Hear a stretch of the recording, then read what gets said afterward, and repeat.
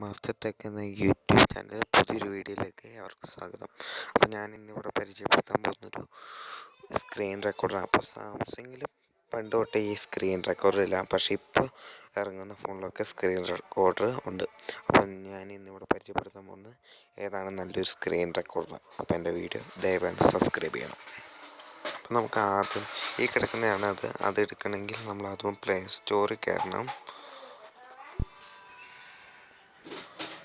അതിൽ സാംസങ് നിങ്ങളുടെ ഇത് ടൈപ്പ് ചെയ്യണം.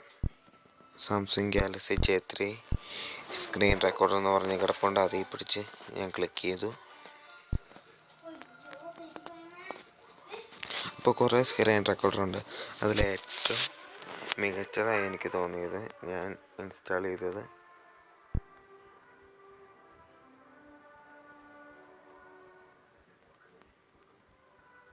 ഇതാണ്.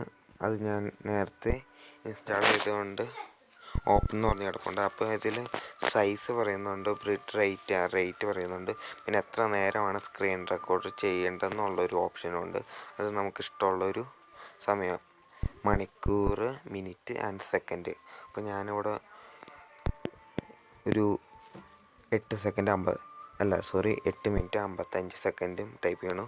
അതിന് ശേഷം സ്റ്റോപ്പ് എന്ന് കൊടുത്തിട്ട് ഓപ്ഷനുണ്ട്. അവിടെയാണ് സ്റ്റാർട്ട് എന്ന് പറഞ്ഞൊരു ഓപ്ഷൻ ഉണ്ടാവും. അതിൽ പിടിച്ച് ക്ലിക്ക് ചെയ്യുമ്പോൾ ഓട്ടോമാറ്റിക്കായിട്ട് സ്ക്രീൻ റെക്കോർഡർ ഉണ്ടാവും. അപ്പോൾ ഇതാണ് സ്ക്രീൻ റെക്കോർഡർ.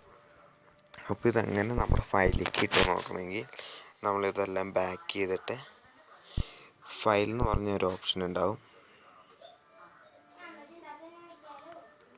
മൈ ഫയലിൽ കയറിയിട്ട് അതിൽ ഡിവൈസ് സ്റ്റോറേജ് എന്നുള്ള ഓപ്ഷനിൽ കയറിയിട്ട് സെർച്ച് ക്യാപിറ്റൽ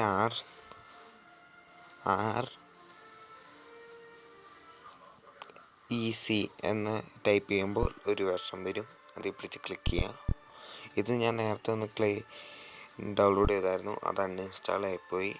ഇപ്പോൾ ഞാൻ ഒന്ന് നോട്ട് ചെയ്ത് നോക്കുന്നു. Thank you.